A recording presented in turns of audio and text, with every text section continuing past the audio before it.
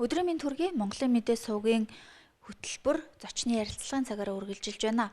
2017 он гараад 2 он жугаа энэ өдөр үзэгч та бүхэнд бид өнгөрсөн оны статистикийн мэдээлэл болоод ер нь Монгол оронд тоо мэдээллүүд хэрхэн яаж өөрчлөгдсөн гэх тодорхой мэдээллүүдийг өгөхөөс гадна эргэн та амьдралдаа яг энэ статистикийн үндэсний орноос гаргаж байгаа мэдээллүүдийг хэрхэн яаж ашиглах юм бэ? Энэ мэдээллийг ашигласнараа таны ажил амьдралд ямар өөрчлөлт бас чиг шугам гарах боломжтой юм бэ гэд олон асуудлаар ярилцахаар статистикийн үндэсний орны дарга Ариун Зайтай ярилцахад бэлэн болоод байна. Тэгэхээр яг 2016 онд манай үндэсний статистикийн ороо ямар үйл ажиллагааг яг олон нийт рүү чиглэсэн үйл ажиллагааг зохион байгуулсан байт юм бэ?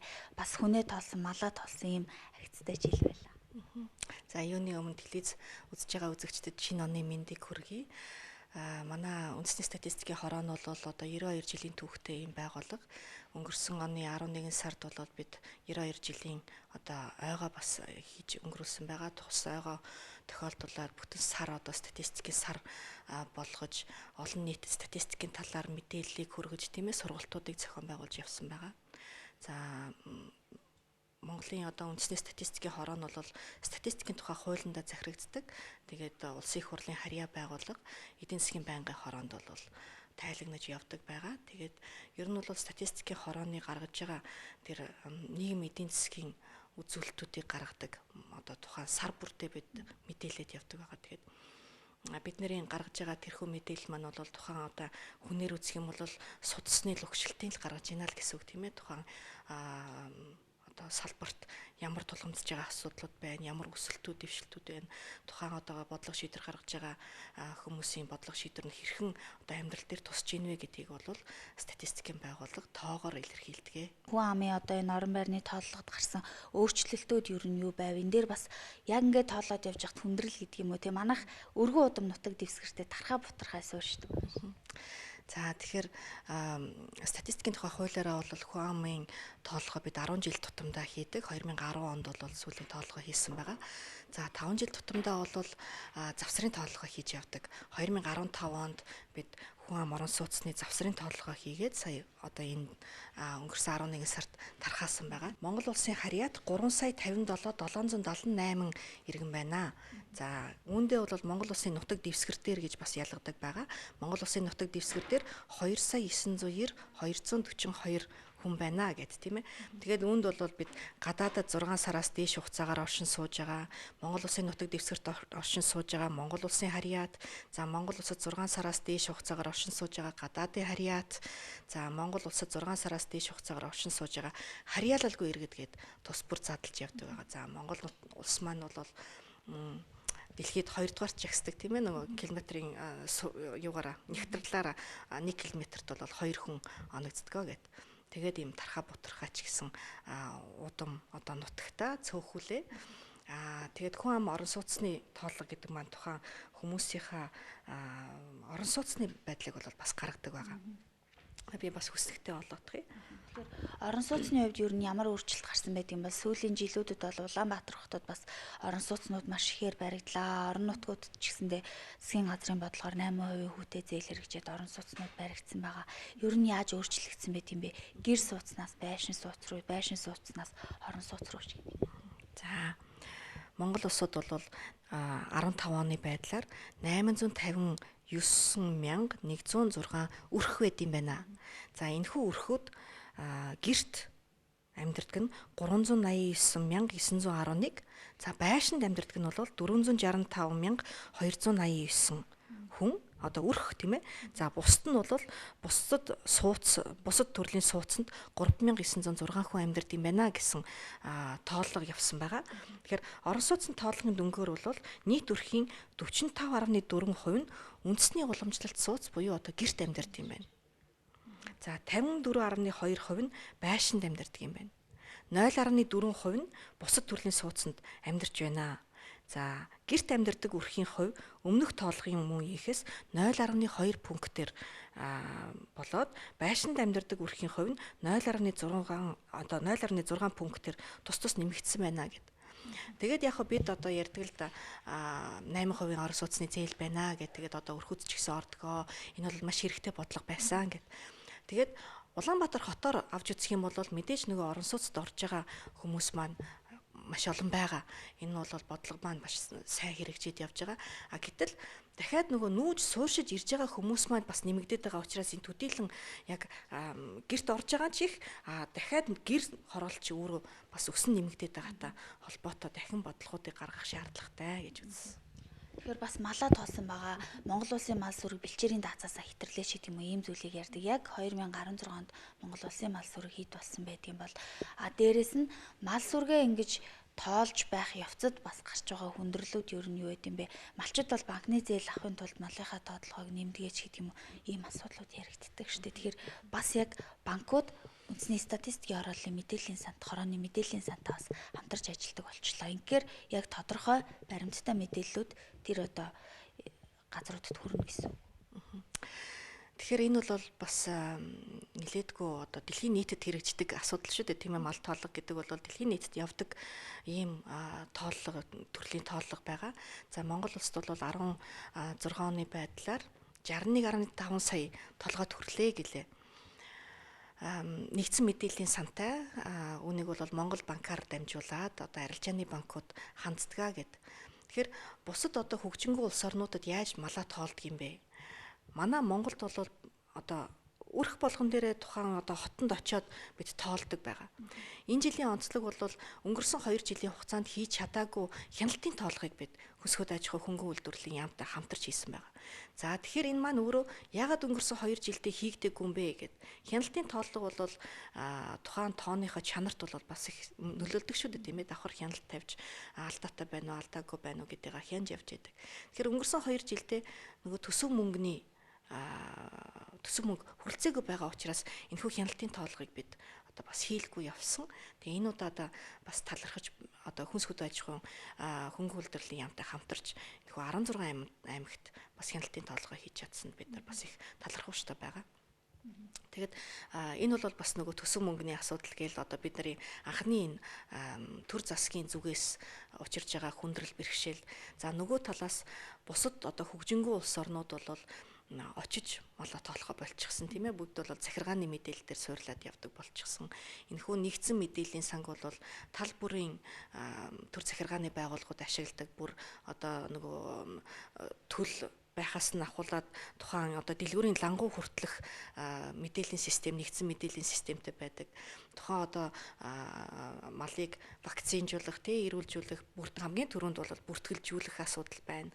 Тэгээ үүнийгээ дагаад бол бас Монгол улсын хувьд хөгжлийн одоо чиг хандлага бол бас их маш тодорхой байгаад байгаа. Цаашдаа ч гэсэн бид одоо малчид маань малын тоогоо бол бас яг тодорхой одоо зээлд хамрагдахын төлөөч байд юм уу, эсвэл одоо даатгалаас эргээд нөхөн төлбөр авахын төлөө одоо хорогдлоо илүүгээр хилдэг ч юм уу, тиймэрхүү асуудлууд хүндрэл бэрхшээлүүд байдаг учраас энэ дээр бас хувь хүмүүс ч гэсэн өөрсдийнхөө үүрэг хариуцлага дээшлүүлэх хэрэгтэй байна, тийм ээ. Тэгээд энэ дээр бол цаашдын техник технологийн хөгжлүүдийг бас авчрах хэрэгтэй гэсэн юм сайхан зорилтууд тавьсан байгаа. Тэгэхээр 2016 онд бол сар бүрээр одоо статистикийн мэдээллийг бол гаргаж ирдэг байгаа. Ер нь 2016 он гэлтгүй статистик үнснээр. Тэгэхээр ер нь энэ мэдээллийг зарим хүмүүс бодитоо гэдэг, зарим нь болохоор энэ бол улс төрчдөд нийцүүлж гаргадаг ийм мэдээллээч гэж үздэг. Тэгэхээр таны хувьд энэ дээр ер нь ямар мэдээлэл өгмөр вэ? Тэр одоо талцаад байгаа. Мэдээж би манай байгууллагыг хамгаалж л хэлнэ шүү дээ. 92 жилийн түүхтэй байгууллага маань бол яг тогтцсон арга зүйтэй мэрэгжлийн олон улсын төвшөнд бас үнэлэгдсэн, хүлээн зөвшөөрөгдсөн маш том одоо олон улсын хамтын ажиллагаануудтай статистикийн байгууллагуудын дээд байгууллага бол нүүбийн статистикийн комисс гэж байдаг. Тэгээд ер нь дэлхийн улс орнууд бүгд нэгдсэн арга зүйгээр тухайн тоолох судалгаануудаа хийдэг. Яагаад гэхээр хоорондоо улс орнуудын хөгжлийг харьцуулахын тулд бол мэдээж нэгдсэн үзүүлэлт, нэгдсэн арга зүйгээр тоонуудаа гаргасан байх ёстой шүү дээ, тийм ээ. Тэгэхээр энэ дээр бол бидний тухайн тоолох судалгаан дээрээ статистикийн мэдээлэл гаргахдаа олон улсын стандартад нийцсэн арга зүйгээр мэдээлэл гаргадаг. За статистикийн байгууллага дангаараа энэхүү статистикийн мэдээллийг гаргаад идэв юм уу гэхээр статистикийн тухай хуулиараа бол бид захиргааны мэдээлэл, албан ёсны статистик мэдээлэл гэж байдаг. Захиргааны статистикийн мэдээллийг бол тухайн яам тамгын газрууд өөрсдийнхөө одоо харьяаллынхаа өөрсдийнхөө тэр үйл ажиллагааны хүрээндээ статистик мэдээллийг гаргаж бидэнд ирүүлдэг. Статистикийн тухай хуулиараа тухайн яам тамгын газрууд бол статистикийн нэгжтэй байх үүрэгтэй. Гэтэл энэхүү хуулийн заалт бол төдийлөн сайн хэрэгжихгүй байгаа. Бүтэн нэгж байхасаа ч бага одоо ганц ажилтнанд хариуцуулдаг. За тухайн ганц ажилтан ч гэсэн статистикийг бүтэн хариуцах одоо хавсраг ажил болгодог ч юм уу тийм ээ, эсвэл тухайн ажилтан өөрөө байнгын одоо нөгөө доктор суурьшилтаа ажиллахгүйгээсээ шалтгаалаад тухайн одоо статистик мэдээлэл дээр алдаа гаргах ч байт юм уу, эсвэл одоо жоохон өөрчлөлтүүд хугацаа хоцрогч байт юм уу тийм хүндрэлүүд үүсдэг байгаа. Тэгэхээр статистикийн байгууллага албан ёсны статистик гаргадаг том байгууллага маань тухайн яам тамгын газруудад одоо нягт хамтын ажиллагаатай хамтарч энэхүү мэдээллүүдийг гаргадаг байгаа. Статистик бидний өдөр тутмын амьдралд ямар нөлөөтэй байдаг юм? Үүнийг би за жишээлбэл зүгээр дундаж цалин дээр ч гэсэн авч үзье л да тийм ээ. Бид нар бол дундаж жигэнсэн дундаж цалингаа зарлаад явдаг. Мэдээж бид гаргаж байгаа бүх үзүүлэлтэд нэг бүрчлэн болоо зарлах нь бүхэл өдөржингөө болно тийм ээ. Тэгэхээр мэдээлэл зарлахтаа бол яг тодорхой мэдээллүүдийг гаргадаг. Тэгэхээр цалингаа зарлахад ч гэсэн бид нар одоо юу гэдэг Монгол улсын сарын дундаж цалин одоо 800 хэдэн төгрөг байна гэхлээр хүн болгон ярьдаг шүү дээ. Энэ статистикийн хороо бол бас мэдээлэл буруу гаргаж байна. Яг л 800 мянга дундаж цалин байдیں۔ Тийм миний цалин одоо 500 мянга байна. Манай нөхрийн цалин 600 мянга байна гэтэл ингээд эргэн тойрон хүрээ маань 500-600 мянгаас хэтрэхгүй байхад яаж дундаж цалин 800 мянга гэдэг байгаа юм бэ гэдэг. Тэгэхээр бол цалин бол өөрөө дотроо шатлалттай явдаг. 200 мянга төгрөг хүртэл за 200-аас 400 мянга, 400-аас 500 мянга, 500-аас 600 гэдэг тэгээд дээшээ бүр 30 сая төгрөгөөс дээш цалинтай хүмүүс ч гэсэн бас Монгол улсад байдаг шүү дээ. Тэгэхээр энэ бол өөрөө нөгөө яг жинсэн дундаж байдаг. Бүх нийт цалин хөлс авч байгаа ажиллагчдын нийлүүлснийх нь дундаж байдаг учраас 846 одоо 800 гаруй мянган төгрөг гэж яриад байгаа. Тэгэхээр тухайн одоо нийт ажиллагчдын жингээр нь авч үзэх юм бол 500 мянган төгрөгөөс доош цалин авч байгаа нийт ажиллагчдын одоо юу гэдэг 50% нь байх жишээний ч юм уу тийм. Энийг би яагаад хэлээд байна гэхээр тухайн салбараар нь ч гэсэн бид нар мэдээлэл гаргадаг байгаа тийм. Аль салбарт илүү өндөр цалинтай хүмүүс байна вэ? Тэгэхээр тухайн ажилд орох гэж байгаа ч юм уу те эсвэл одоо мэрэгжил боловсрлоо сонгох гэж байгаа хүн маань бас за ямар эрэлт хэрэгцээ байна уу, аль салбар нь илүү хөгжиж байна уу, аль салбар нь илүү үнэлэгдэж байна уу гэдэг дээр бол хувь хүний хувьд те одоо боловсрал мэрэгжлээ сонгохтой хүртэл ашиглаж болох юм аа гэдгийг би энд хэлэх гээд байгаа юм. 2017 он тавьсан зорилт нь илүү тоо мэдээлэл иргэдэд хүргэх өөр бас олон улсын байгууллагуудаа хамтын ажиллагаагаа өргөжүүлэх гэдэг юм уу, эсвэл мэрэгжилтнүүдэд чадахжуулах гэдэг юм уу, эсвэл бүр олон нийт рүү чиглэсэн, эсвэл төр засаг руу чиглэсэн ямар зүйлүүдийг бас хийж хэрэгжүүлэе гэсэн бодол танаа байгуулах. За таны сая хэлсэн бүх бодол одоо зорилтуудыг болоод дэвшилсэн байгаа. Тэгээд сая 11 сард бол бид нар ойгоо хийхдээ статистикийн сар гэж зарласан гэж байна шүү дээ тий. Энийгээ бол бид цаашдаа ч гэсэн үргэлжлүүлнэ. Бид бол ахлах сургуулийн одоо 10 жилийн сургуулийн ахлах ангийн хүүхдүүдэд статистикийн талаар хичээл орлоо. За сэтгүүлчдэд бас статистикийн талаар мэдээлэл одоо хаанаас яаж хэрхэн яаж ашиглах уу, зөв тайлбарлах уу гэдэг сургалт орсон. Аж ахуйн нэгж байгууллагуудад бид чинь бас нөгөө мэдээлэлээ зөвхөн яамт хамгийн газар гэхгүй аж ахуйн нэгж байгууллагуудаас статистик одоо тэр мэдээллүүдээ авдаг байгаа. Тэднэртэй ч гэсэн сургалтаа зохион байгуулсан. За яамт хамгийн газрын статистикийг хариуцсан ажилтнуудад сургалт зохион байгуулсан. Улсын их хурлын гишүүдийн зөвлөх туслахуудад улсын их хурлын тамгын газрын ажилтнуудад сургалтаа зохион байгуулсан. Энэхүү арга хэмжээгээ бол бид улам цаашаа өргөжүүлж хийх болно. Нийт одоо иргэдтэй ч гэсэн бид бас нээлттэй энэхүү сургалтуудыг зарлаж хийх болно. За олон улсын төвшөнд бол Монгол улсын статистикийн хороо бас нэр хүндтэй олон улсын хурлууд зохион байгуулагддаг. Манайхаас бол урагдж тийм ээ одоо олон улсын байгууллагын зардлаар манай ажилтнууд тухайн одоо хурал дээр нь очиж Монгол улсын туршлагаасаа хуваалцаж бусад улс орнуудад бас жишээ болж явдаг ийм бахархууштай статустай байдаг. Энэ ч гэсэн бас цаашдаа хөгжөөд явна.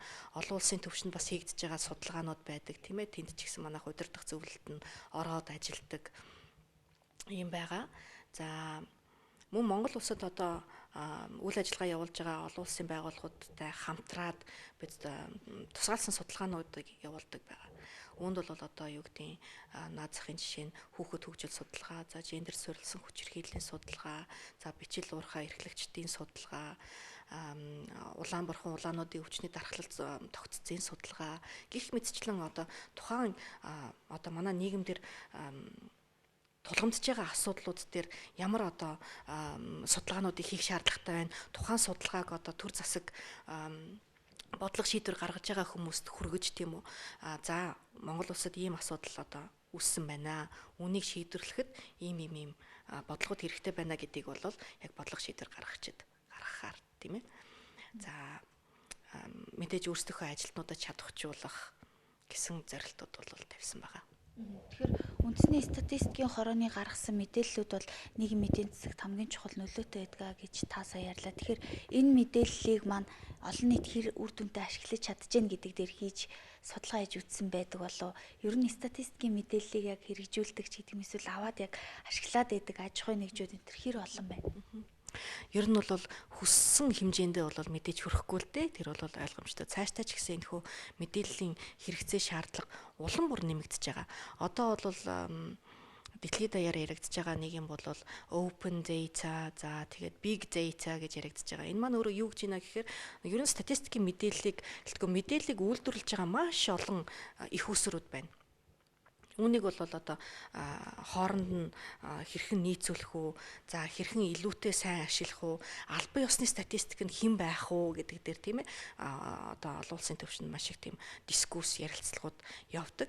Тэгээ бид ч гэсэн үүнээс хоцрохгүй нэгдсэн мэдээллийн сангууд маш их чухал байгаад байгаа тийм ээ. Манай дээр бол хүн ам өрхийн мэдээллийн сан гэж байгаа. Энийг бол бас бүх одоо холбогдох хүчний хөдөлгөөнтэй холбоотой, ер нь хүн амтай холбоотой бүхэл байгууллагууд нэгдсэн байдлаар ашиглах хэрэгтэй тийм ээ. За тэгжээж одоо манай мэдээлэл маань илүү сайн ашиглагдчихэж хоорондын тоон зөрөхгүй байх, тийм илүү бодлого шийдвэр нь оновчтой байх гэдэг тал дээр ач холбогдолтой байгаа. Тэгэхээр энэхүү мэдээллийн сангуудыг бол бий болгоход техник технологийн дэвшилтүүд, эргээд нөгөө нэг төсөв мөнгө, за эргээд бас аюулгүй байдал гэдэл асуудлууд ундрна л да тий. За тэгэхээр манай 2017 оны бас эхний зочдын нэг байлаа. Олон нийтэд хандаад бас мэдчилгээ төвшүүл. За нийт телевиз үзэж байгаа эрхэм хүндэт үзэгчтэй шинэ ондоо эрүүл энх аз жаргал амжилт бүтээлээр дүүрэн байхыг хүсэн өрөөё. Монгол улсынхаа хувьд бол энэхүү одоо эдийн засаг нийгмийн хүндрэлээс маш богино хугацаанд хамтдаа, эвтэй найрамдалтай хурдан давж тулаасаа гэдгийг хүсмээр байна. Баярлалаа. За баярлалаа. Монголын мэдээ суваг зочны ярилцлагын цагаа хүргэлээ. Үндэсний статистикийн хорооны дарга Ариун Заяатай бид ярилцлаа.